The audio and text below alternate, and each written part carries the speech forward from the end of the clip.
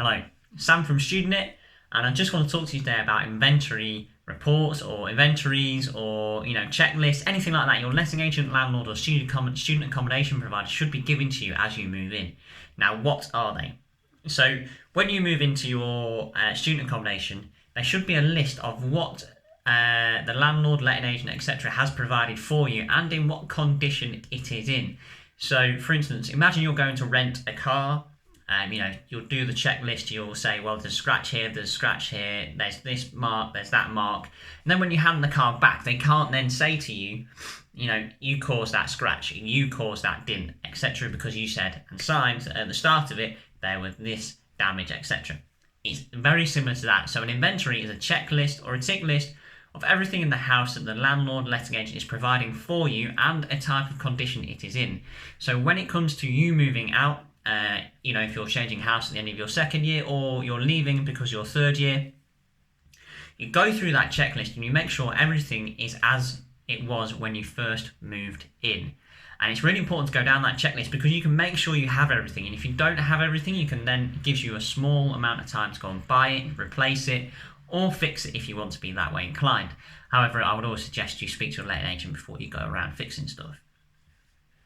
And this gives you a really good guide to go off for when you're leaving. It tells you what you need to clean, how you need to clean it realistically, and what you need to be doing in order to get your deposit back. Now, if you damage any of these things, if any of these things are missing, broken, or they need to be replaced, then it is likely to come out of your deposit as a house, as a student.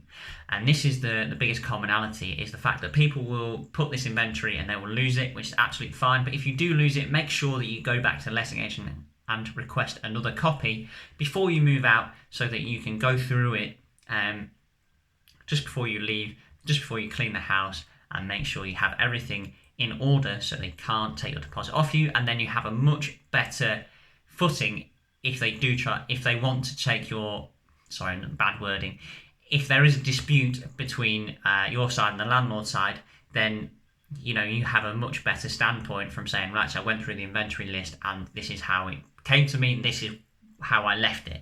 That's why you need to take pictures, especially when you first move in.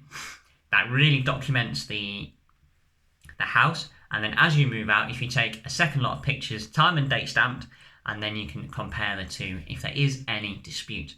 Most landlords and letting agents are really good at this. They have this process really tied up because they move a lot of students in and out each year. So this should be a really slick process. I hope this has been useful. If you have any questions about the inventory checklist, quality, replacing stuff, you've broken something, etc., anything, just drop me a message on the website through WhatsApp or Facebook and I'll respond to you.